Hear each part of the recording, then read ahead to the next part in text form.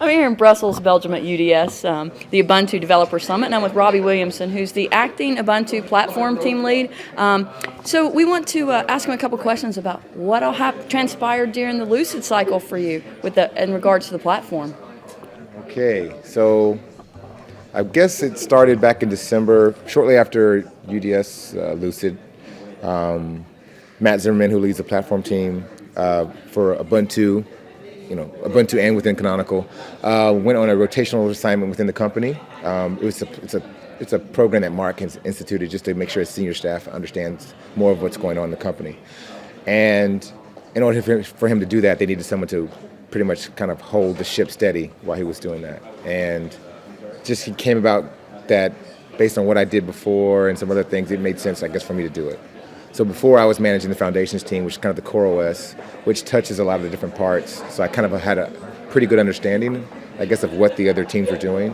So it was less of a leap than others, but it was still a huge leap, right? So I guess officially starting in January, I had the title of acting platform lead, and it was my job to deliver the release. So 1004 was on my shoulders, so to speak. But to be honest, it was, on my manager's shoulders, on our engineer's shoulders to actually do the work. So I ran the platform sprint that we have internally in Canonical. That was something I ran.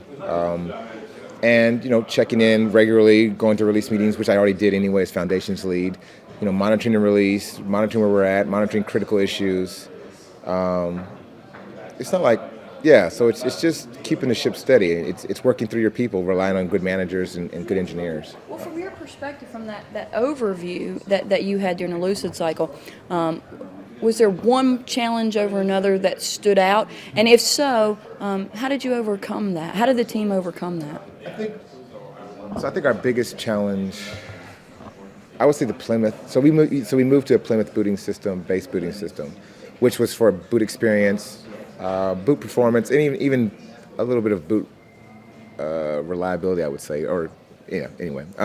So we switched over, and at the beginning we thought, hey, it won't be that bad. It'll be a couple bugs. It's working pretty well. The other distros use it, and we found out about mid-cycle that there was huge errors, and that was an issue. But our engineers are great. I mean, Steve Langasek, our release manager, was also familiar with Plymouth, so he jumped in to help triage bugs that Scott James Revenant, who's like critical, a key to that project over boot speed in general, was able to address. We actually committed a lot back to Plymouth, upstream commits. I mean, we added a ton of functionality, of bug fixes to the code that makes it actually more usable than it was when we got it. So that was a key thing that I guess was, something that shook us up a little bit. There's occasional mishaps where we release something and everyone who uses ThinkPads can't boot. I think we did that happened on I can't remember which release it was, but we fixed it really.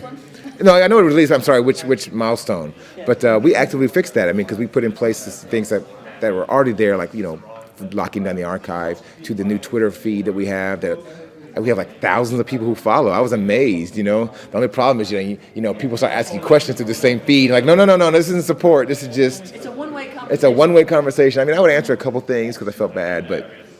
I think that was probably a major issue, and obviously the release, the day of, there was a small setback, but that was well documented, I'm sure, in the press. I don't know if you want me to go into that, but that was it. Well, and this is not to put you in the hot seat or anything, but after I think the community kind of commented on the fact that some key changes in the look and feel of the desktop weren't exactly communicated before those changes. The buttons on the left and why that was happening.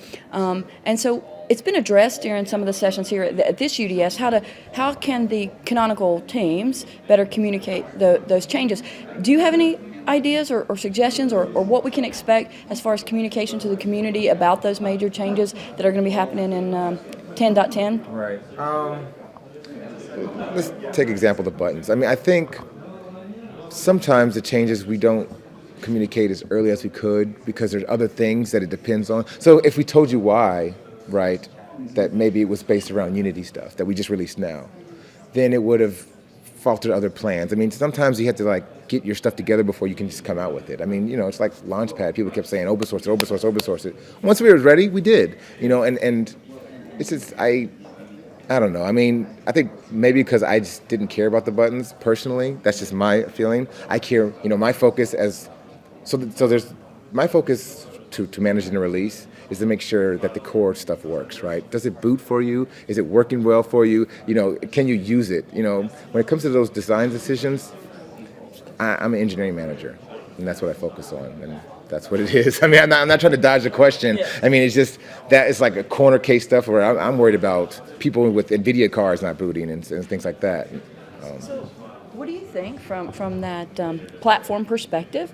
Is other than like the Unity stuff and the Windicators, what do you think is the next like biggest innovative thing we're going to see out of 10.10?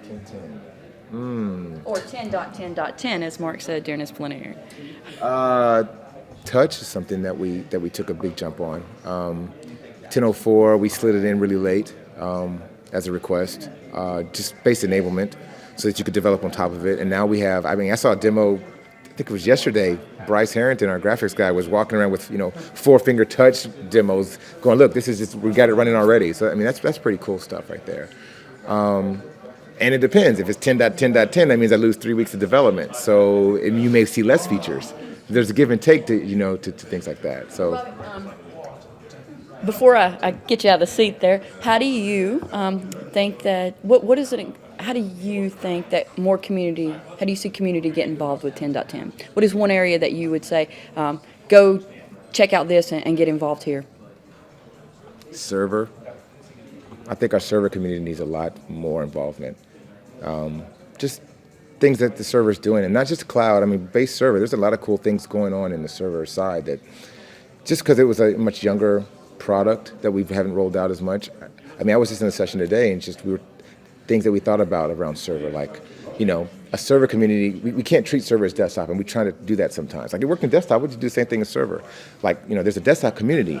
Well, servers based around more workloads. You may not have a server community, but you may have people who are interested in clustering, and I think just figuring out how we can promote that, because there's a lot of stuff we're doing with server, and now that we're focusing a lot on the cloud, it means it's harder for us to do the legacy stuff. Not that saying we're going to drop it or we're going to neglect it, but it's just hard, and we need that help.